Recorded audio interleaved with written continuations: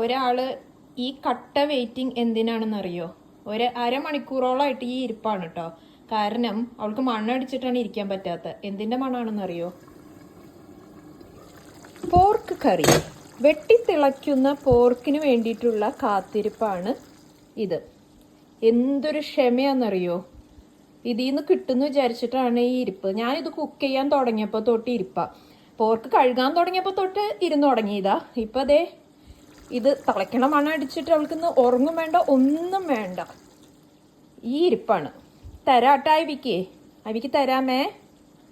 ഇപ്പം പോയി റെസ്റ്റ് ചെയ്തോ.